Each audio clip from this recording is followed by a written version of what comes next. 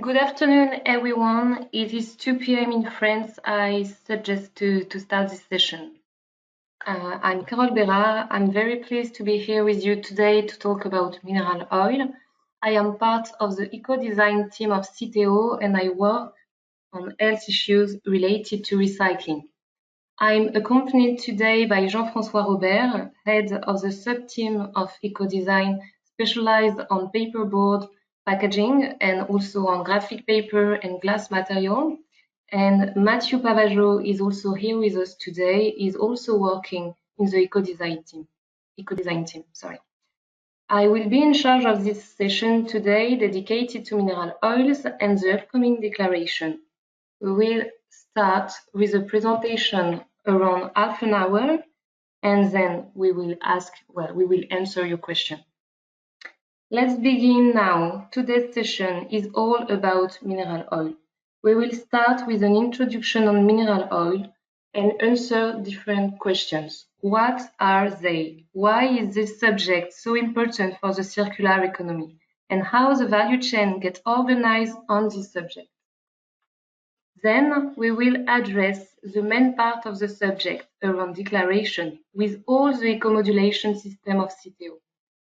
We will talk about the penalty introduced inside CTO's eco-modulation. We will talk also about traceability and of course declaration, how it's going to be and what type of certificates will be required. And finally, we will conclude with a regulatory update around mineral oils. Of course, in France, with the anti-waste law for a circular economy, very new, and we will step back on a more global pictures and have a look at the overview in Europe concerning mineral oils. So for now, let's start the introduction on mineral oil within the circular economy. We will begin with a question. Mineral oils, are they components or substances? To understand why such a question can be asked, we need to talk of the mineral oil definition and uses. Mineral oils are hydrocarbons derived from petrol and divided under two categories, MOSH and MOA. MOSH for mineral oil saturated hydrocarbons and MOA for mineral oils aromatic hydrocarbons. These two categories are distinguished by their chemical composition, and you may know it. The problem is some MOSH and some MOA are dangerous for human health, according to ANSES and EFSA, that are two health agencies of France and Europe. Some MOSH can be accumulated in our body, and even if there is no direct link with an adverse effect on human health, it's a negative point from a toxicological point of view. And some MOA are identified as carcinogen and mutagen. So this compound could be classified as CMR compounds, meaning carcinogen, mutagen, or toxic for reproduction.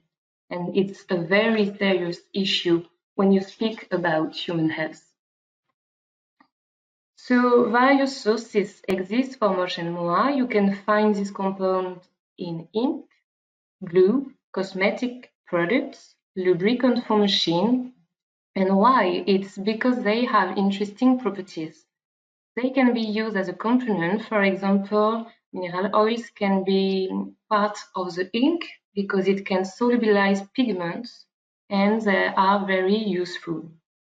You can also find them in solvents or waxes.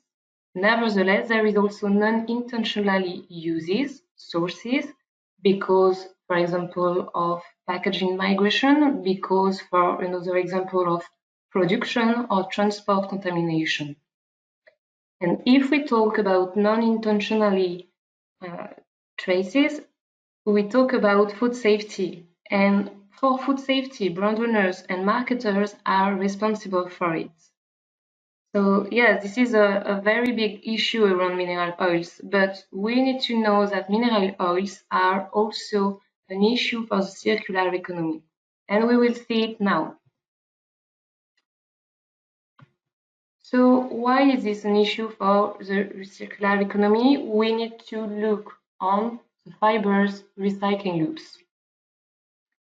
So here we have on the screen the recycling loops of paperboard packaging on the left part and of graphic paper on the right side of the screen. They both have an interaction because few papers are recycled within the packaging loop, meaning if mineral oils are used during the production step for packaging of papers, we can have contamination of the recycled fibers and close return to food contact as an outlet. So if a contamination occurs, you can close outlets for the recycled fibers. And if there is no more outlets, there is no more recycling. It proves that if it's an issue for the circular economy, both industries need to make effort, and this effort should come from the both industries. What is more? Inside the packaging sector, you have food applications and you have non-food applications. So, of course, mineral oils are a very big issue for food contact application, even more for direct food contact application. But we need to know that in France, the DGCCRF providing recommendation for packaging put on the market in France, ask food contact compliance for primary, secondary, and tertiary packaging. You can find this information on their websites, on the paperboard recommendation. And the non-food part is not a small matter when we look at the packaging sector. It counts for 43%, so not small matters at all. And mineral oils are not a responsibility only for food contacts, because also non-food packaging will look for an outlet after recycling. So they need also to work on the subject of mineral oils and reduce contamination of the fibers to be able to be recycled. It's even more important since consumer, government, and industries want to progress on the recycling rate, which is today of 70%, and we want to make progress in a very near future. So now the question is, how did we get organized? The story around mineral oil starts with the aim to create information and data, to find solution with no or less mineral oils. It will be the first part, the first step of an organization. And for this purpose, a working group was created in 2018 to gather paper and packaging industries around the same table. Then we can talk about incentive measures taken to encourage the use of solution. We will see it in the next part. And finally, we can talk of regulation, because the subject of mineral oils is regulated in France with the circular economy law. So we will talk of this in the next part, but now I will focus on the first step, understanding, create recommendation, and look for voluntary initiatives. So it all starts with the working group. The working group was organized at the request of the public authorities in France. It allows to develop a national plan for both EPR, paper and packaging loop, for both EPR streams, and we saw it's really important. Different objectives were followed: the creation of data to better understand the issues, study the recycling system also, and work in research and development to find solutions. Of course, customers' awareness and monitoring of the regulation were part of the work as well. The research enlightened different points around the recycling loops. First, we identify that 20% of the paper, of the graphic paper, are recycled in the packaging loop. It's not something small. So it proves that both industries need to work on it. As sources, we identify inks and glue as main sources, and inks were identified as the main one. Among the ink, the main sources of contamination are the offset inks, and for glue, it's hot melt glue. So it's not all the inks and not all the glues. If now we focus on inks because they were identified as the main source of contamination, we closely monitor them, and we estimate that around 5% of packaging and 50% of papers are printed with inks containing mineral oils.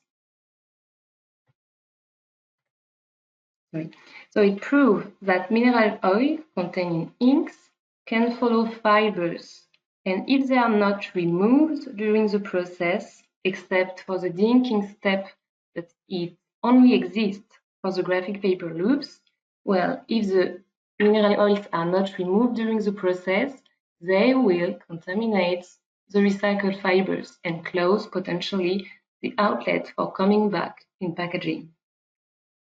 As a solution, we can look to two options: modify the process to remove moche and moa, or we can work on the ink formulation. And because recycling is a national system, it's very hard to modify the system on a short scale. That's why the work was focused on eco-design and ink formulation. So the work of the working group enabled to produce documentation. The question and answer document was produced. It's available on our website, so you will just have to follow the link on the screen. Then we also produce a self-assessment tree to allow you to question your packaging.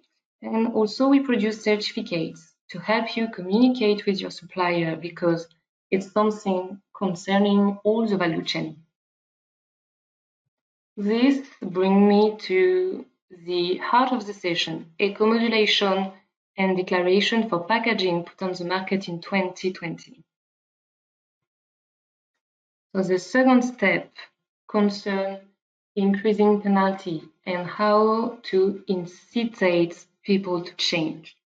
So penalties are introduced after this first step of understanding and create data in order to incite changement and the use of solution. You know it, the penalty on paper and board packaging put on the market in 2020 is increasing. It will be of 10% this year, but for the packaging put on the market in 2021, it will be of 50%. For graphic papers, a penalty is upcoming for next year. Speaking of the criteria, we can go deeper on the rules for packaging. The 10% of the penalty will be applied to the paperboard weight declared in the declaration. And this, it is if the packaging is printed with inks containing more than 1% of moche and moa. Only the paper weight is concerned, and all sectors are concerned. Like we said before, food, non-food sectors, both of them can have this penalty. And if you are using a functional barrier, you will not create an exemption. Of course, safety for consumer is important, but if you use a functional barrier with mineral oil behind, well, the mineral oils will still be able to follow the recycled stream and the recycled fiber at the end. That's why even in this case, you will have a penalty.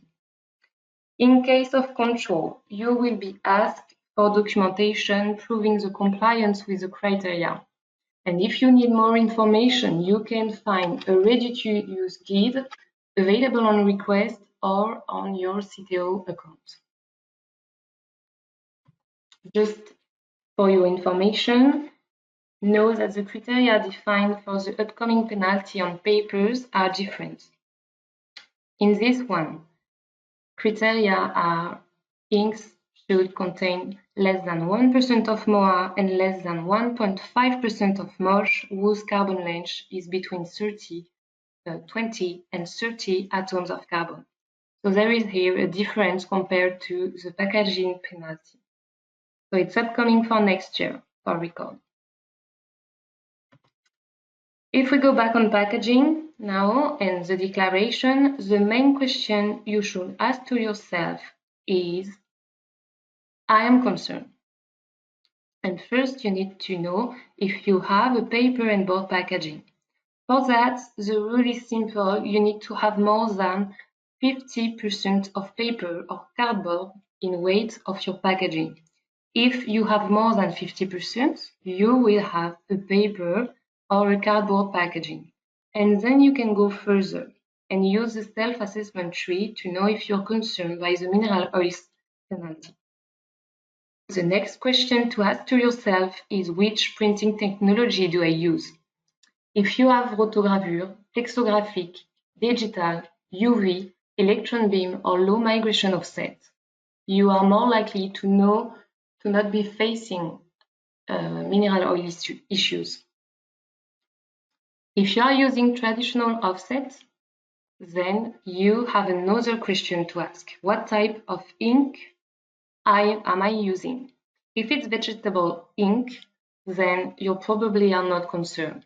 If you have also another solution like refined ink, maybe you are probably less concerned. But if you do not have information, you may be concerned and you need to go further and ask the supplier information. And this is my next point. In addition, in both cases, with the self-assessment tree, this document cannot be used as a certificate. You need to go further and look for information at your supplier. That's why we will talk here of certificate. So the brand owner, we need to ask information to the packaging producer, and this one we need to ask question to the ink producer. And then certificates can be produced along the value chain. The ink producer will inform the packaging producer of the mineral oil, the moche and more content of the ink, and the packaging producer will be able to talk about the packaging and how it was printed with ink containing less than 1% of moche and more. At the end of the process, you must know whether or not you are concerned by the penalty. And with the right information, you should now be able to declare your packaging. So here on the screen, it's an extract from the file you will have to fill for the declaration. There is nothing new compared to the previous one. You still need to select bonuses and penalties in the drop-down menu. The penalty on mineral oil will be entitled cardboard paper plus mineral oils, and it will be in the 10% penalty, as always. If you do not have information on your inks, you will be under the penalty. So you will need to have this penalty, unfortunately, but you can still correct it after, once you get the information. You can correct your declaration 3 years ago. And of course, a very, very important information, you do not need to register the certificates during the declaration. Certificates must be kept and provided upon request during a control. So no laboratory analyses are required. We ask for a certificate based on the composition knowledge of the ink. And you must have certificates on your ink, your packaging, or on your printing technology, if it's not concerned by the penalty. What is more, you have example of certificates available on our website, showing you what are the important information we need. In a nutshell, we need your product reference and the moche and more contents for the product. So you will have all the links in the presentation, but you can also look for them on CTO's website. If you need more information on the declaration, you can register for a webinar in January. or you can also watch the replay of the December session. If you have further questions after this session, you can also email your question to the email address on the right corner of the screen. And for record, the penalty of packaging is increasing and will be of 50% for packaging put on the market in 2021. To conclude now this session, let's have a look on the regulation. It's very important to understand that all the work done upstream allows to get ready for the upcoming ban. Because we work to understand the topic and because we try to incite industries to use solutions with less or no mineral oils, we can be prepared for the upcoming ban in France. So, of course, the ban is coming with the anti-waste and circular economy law. You will find on the screen the article 112. And this article provides the ban of using mineral oils on packaging at the beginning of 2022 and on paper at the beginning of 2025 with an early prohibition on 2023 for advertising papers. But as you can see, the article is still quite large and we still have a lot of questions around it. For sure, we know the date of entry into force of the ban. Nevertheless, we still do not know what is the definition of mineral oils. Is it marsh? Is it MOA? Is it for inks, adhesive, something else, glue? Well, everything is not still clear. Also, does the ban concern all type of packaging, plastic, glass, metal, and so on? A decree is supposed to be published to precise the article, but it was supposed to be published at the end of November this year, so there is some delay, unfortunately. Nevertheless, the draft of the decree provides another additional delay before having the definition of mineral oils because it provides the publication of an order. And this order will define what are the mineral oils prohibited by the law. So at the end, even if the decree will be published soon, the door is still open to define a limit for MOSH and MOA. CTO today asks the decree to be aligned with the penalty for packaging and also for graphic paper, but the door is still open. So it's the end for France, but now if we have an overview in Europe, at a European level, there is no harmonized measure. So national measures are taken. So there is no harmonized regulations, but the European Commission identifies the subject and asks to monitoring mineral oils in food to protect the consumer. But well, there is national measure taken in France as the law we just see, the anti-waste and circular economy law, and in Germany we have 2 drafts ongoing. So one draft concerns mineral oils and set up migration limits for paper and cardboard packaging having some recycled fibers and which are in contact with food. So it's packaging in contact with food that have a migration limit for MOA. The migration limit of MOA is 0.5 milligram of MOA per kilogram of food, and it's even less if you are working in food stimulant. The other ordinance concern the inks intended to be used for food contact. There is a positive list, and you cannot use other substances if it's not written on the positive list. And on this list, according to the draft I read, there is no MOSH and there is no MOA. So this is the end of my presentation today. If you have further questions after the session on eco-design, you can join us on this email address, prevention@cto.com. Otherwise, on declaration, you can use this second one email address. Thank you all for your attention, and I suggest to switch on your question. Jean-François, Mathieu, do we have questions? Hi, Carol. Thank you very much for the presentation. I believe the presentation was very clear because there are currently no questions in the chat. So what I'm suggesting is maybe if you have any questions, please feel free to write them in the chat, or you can, since we're not that many, maybe you can turn on your microphone and ask the question directly to us, and we'll be happy to answer. Yes, I have a question that was asked directly to me. Okay, it's Okay. in the group. So, are the cast number considered to define motion MOA content? This information can help provide specificity to the request to our suppliers. Unfortunately, there is no cast number for motion MOA.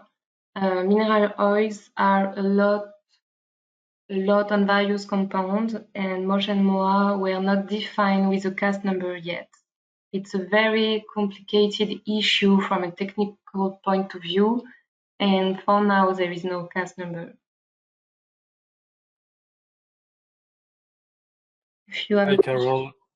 Hi. Thanks for the presentation. This is Leo from Canon. I would like to know, in the slide number 11, you just talked about a meeting with different stakeholders in order to set up in 2018 this topic and so on. So I just want to know, when you have made those meetings, no one have made the question regarding the motion MOA detail. As you know, it seems to be quite big families. And for example, the phthalate, they are so big that we need to identify them, and we are banning them substance by substance and chemical by chemical and so on. And they don't just ban all phthalate at once. So I wanted to know, what about this for the motion MOA? Is it the same process that will be ongoing or not? Do you know that? Well, it's a very, very good question. Maybe Jean-François, you want to answer? Okay, let's try if I get all the questions. You are right that MOSH, especially, but also MOA, are a big family of substances. It's not only one type of molecules, but it's a wide range of substances. And into the MOSH, for example, we can split them depending on the length of carbon chain that they are composed. So it starts from, let's say, C2 or C3 and to C50 or maybe more. We know that usually the main the MOSH that are the highest probability to migrate from, for example, packaging to the food will be mainly the length between C16 or C20 to C30, because the lower length of carbons will be too much volatiles, and it means that they will not stay directly in the packaging during the production processes and so on, and then they are no more in the packaging at the end, and a very low risk to migrate to the food. And heavy molecules, so with carbon lengths more than 30, they are too heavy to migrate through the air and so on. But concerning MOA, we have also different families and categories of MOA. And then it's not really the length of carbon, but it's more the number of cycles. Because you know that an aromatic molecules has aromatic cycles in it. And the most dangerous, let's say, MOA are what we call pack 3 to 7. It means from 3 cycles to 7 cycles. Why we didn't define that in our criteria of the malus, it's because the supplier of inks during discussions told us that they are able to guarantee maximum limits of 1% of together moche and moa for certain applications of inks, and for food applications they can also guarantee a limit of 0.1% of moche and moa. So we decided to align our criteria to what the ink manufacturer told us that they are able to guarantee, and we didn't expect for all the prints of all packaging to use food contact inks, because we don't need that, but we defined this 1% limits. That is the key limit to start to reduce the content of moche and moa in the paper loops and in the packaging loops. I don't know if I will answer your question. So thanks Jean-François. And it would mean that in the order that will be published by the government according to the Article 112, it would be a list of those MOA pack 3 to 7 cycle, and moche from C16 to C30 according to your explanation, or would they let the ink industry recommendation saying that it's according to the weight of the ink on the packaging? I think, of course, we don't know already what will be written in this order, public order, but we know that we think that at minima they will define a prohibition, a ban of MOA contents, and maybe on MOA from 3 to 7. But it is one possibility that we don't know, and it will depend on the inputs of all the stakeholders during discussions. So this is a possibility, and we have some questions. Should we also integrate in this ban also some moche limits? And if yes, are they only based on the moche from C20 to C30, or all moches, or whatever? So there is this opportunity to be more precise in the ban definitions than we are for the moment in the malus. Our key speech our key message that we send to the French government is to say, okay, please be coherent in your public order with our criteria, malus criteria, because we are starting to push the stakeholders to find solutions to fulfill these criteria, and we don't want, after 2 or 3 years, that all this job is thrown away and was done for nothing, because the rules are completely different. So we ask them to be coherent with our expectations in the malus, but it could be more precise. Thank you, Jean-François. This is Mark from HP. Can I ask a question?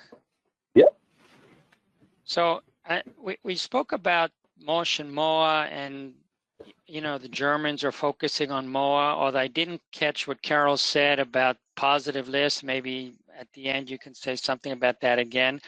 But it's still not clear why the focus, if the real issue is human health, why the focus is not MOA, because that's really where the concern is. I understand you bring up about accumulation, but there's also some new evidence that in other studies, whether it's Belgians or Dutch, they really don't see any issue with moche, and the focus is MOA. So it's, once again, it's not clear why the focus really isn't just on the MOA. For now, as Jean-François said, we do not know what is going to be banned in the French law. I completely understand that MOA, some MOA can be cancerogene, and it's a very big priority for human health. But from a toxicological point of view, a substance that can accumulate in a body is not something good.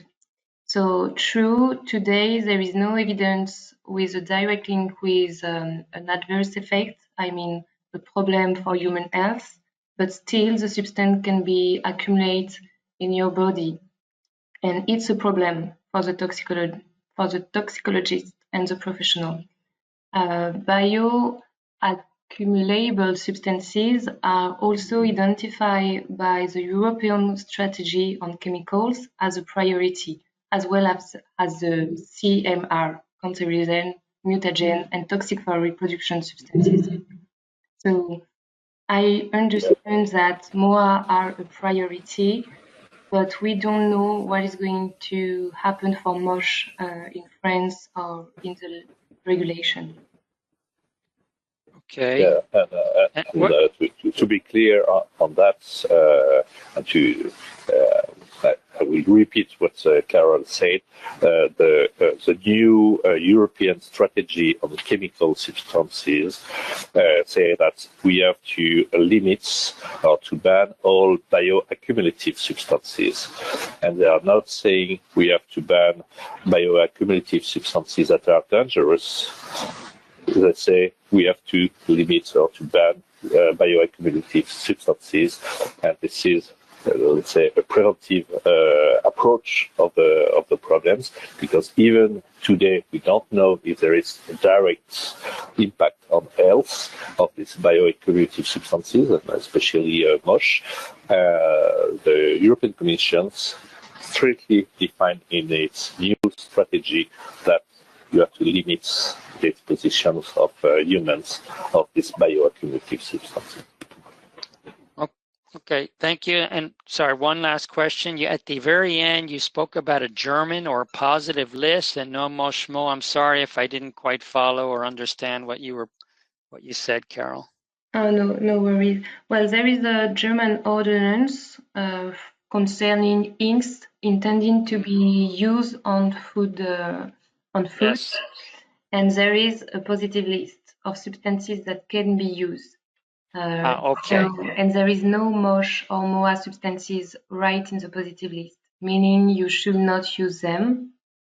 But what is interesting to know is that the WEX authorized under the plastic regulation, the regulation number 10/2011, you have some WEX authorized, and you can find them in this German ordinance.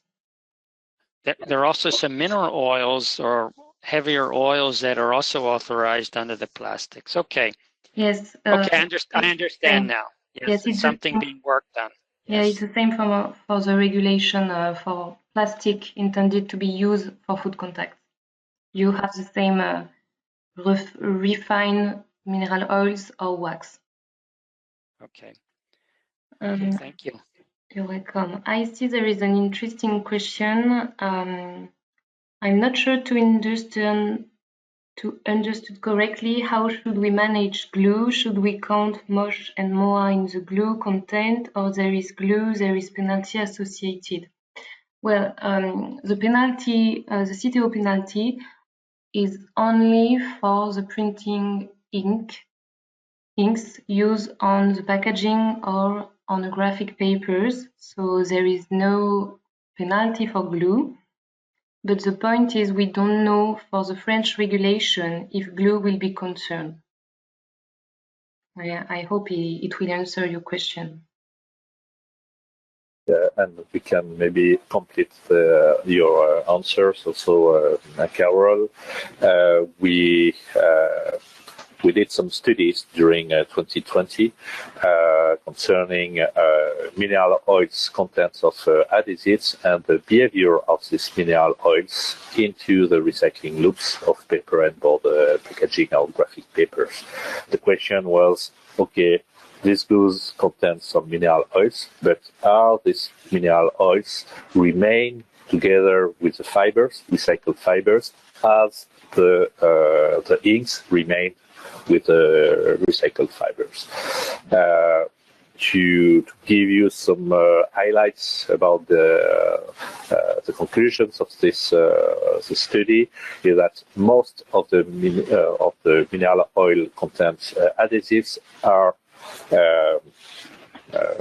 comment dire, retirer, taking off during the recycling process. And this is especially the case of hot melt adhesives. So they are not remaining in the recycled fiber or at very low levels.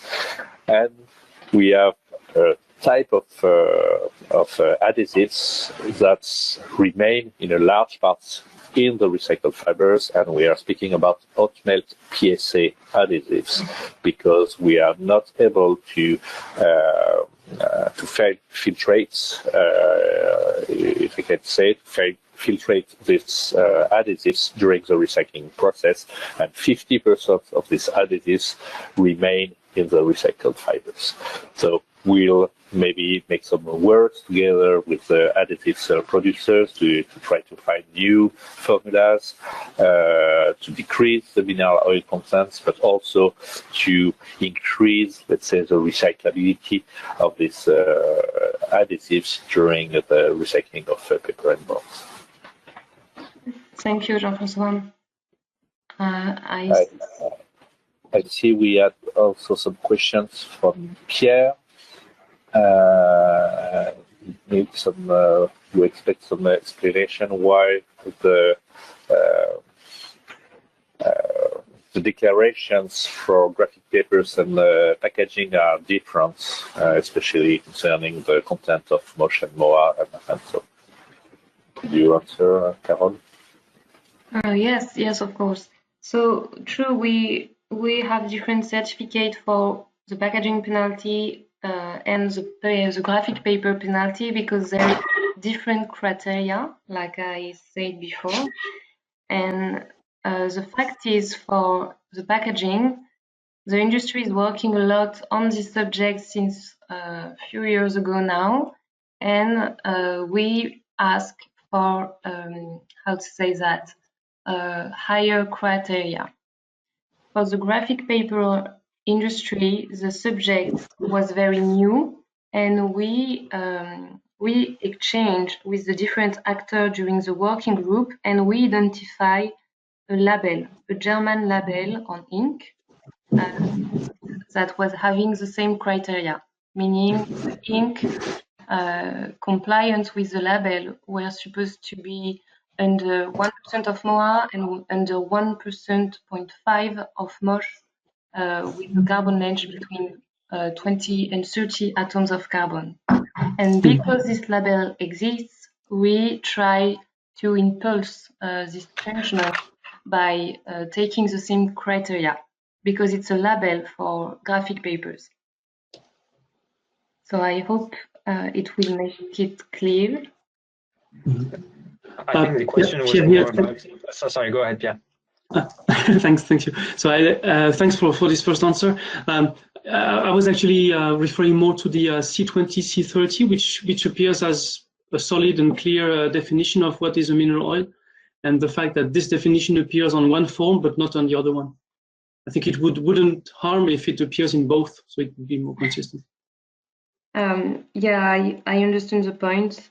For now, we still keep the criteria for packaging more larger, but maybe with time it will evolve if the regulation, for example, ban, I don't know, specific compounds. But for now, the criteria for packaging are larger than the one fixed for graphic papers. Thank you. You're welcome. You had another question, Pierre, also concerning the self-diagnosis tree. Yes, I was writing from a pure logic that I'm seeing more the same question actually as the last step and as an intermediate step. And it seems to me, if I just apply a logic, I'm not a chemist, that instead of limiting or banning the use of mineral oil, this is the focus is shifting towards positively approving only vegetable inks. And this is not black and white. The opposite of no mineral oil is not vegetable inks. So yeah, And I'm comfortable with that, I have to admit. Yeah, you are right. And the ban of, let's say, mineral oils content doesn't mean the ban of all components that are formulated from mineral oils. At the end, concerning the ban, but we can speak also about the malus. This is not to avoid to use inks that has been formulated from mineral oils. This is to ban or to push to use inks with a certain that respect a certain limits of motion more, and you can. For example, this is the case for graphic papers, you can be compliant with the limits we have defined with inks formulated from mineral oils, but they are using what we call white oils. So mineral oils that are refined to take off all the aromatics components and to reduce also part of the mosh. It could be the case also in some packaging inks, but most of the market, most of the packaging inks that fulfill our expectations are mainly vegetable oils. Exactly. So that is why the question of vegetable inks appears as the second step in the decision tree, and that makes all the sense. So once we are in the other branch, it would have seemed to be more logical to mention that is there white oil or mosh or moa, and in which proportion, because this is a proportion question at the end. And the tree does not mention mineral oil. That's why I'm finding it strange and a bit confusing. No, because in the tree, we say, okay, if you have the information that you are using, even on the offset printing, you are using a vegetable oils, you have, let's say, a huge chance to not be under the scope of the malus. If you don't have information, then you have to go deeper to identify the type of inks that you are using for offsets, and you have to ask to your supplier, okay, what are the type of inks? Do they fulfill the expectations of the malus or not? And then he should be able to deliver you a declarations of compliance for that. Absolutely, regardless whether it's vegetable or not. The real question is what you just said. I understand. Yeah. I don't know if we have other questions. Yes, we've got another question on alternatives to mosh and moa. So you've partially answered to that questions. Alternatives other than vegetable ink. So you talked about white inks. Are there other alternatives? Yeah, there is also, let's say, new technology of a new range of oils. They are more expensive, but what we call bio-based oils. So you can say, okay, bio-based or vegetable oils are the same, but in fact, what we call bio-based oils is oils from, it's of course vegetable sources, but they transform these oils in a way that the final properties of these oils are really similar to the mineral oils. But because they are coming from vegetable sources, they don't have any MOA in it and so on. So this type of oils are quite new on the market, not really developed. We know one or two suppliers and producers that are doing that, but we know that the price of these oils are quite highest than the original oils or regular oils, and then there is a strong impact on the cost of inks at the end. But so you have vegetable oils, you have mineral white oils, and you can have bio-based oils, meaning from vegetable sources that transform as mineral oils, but then they don't have any aromatics in it. Thank you, Jean-François. I receive a private question. Just to clarify, white oils are out of the scope I think you mentioned the oils, the refined oils. Of course, it's out of the scope if it's for packaging under 1% of mosh and moa. So just make sure of it, but I think it's out of the scope. So yes, the same question again appears, so I think we answer it. If you have another question, we have still a few minutes to answer it, so you can open your microphone and ask it. Hi, Carol. I just would like to know if there is any slides presentation about those alternative inks about mosh and moa, such as Jean-François explained on bio-based oil, vegetable inks, or white oil inks, because I'm not very familiar with them, and I just wanted to know if you have any comments about those. We do not have specific presentation, but I think the best person able to answer you will be your supplier, maybe, with the different formulation he can provide for you, for your ink, or maybe for other. But we. Yeah, and maybe in our the fish reflex. I don't know the name of this document in English, but we have a short, the ready to use a guide.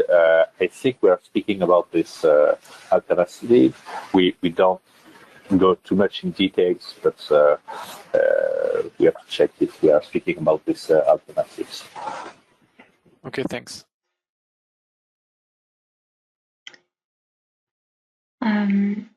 Can you please confirm in your documentation that mineral white oil are okay?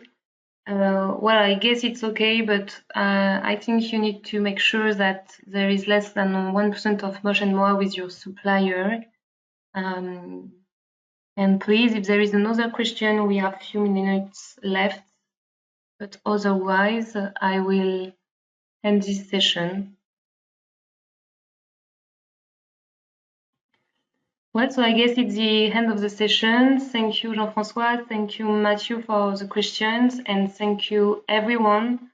I wish you a happy end of the year with Christmas and see you at any time. Have a good day.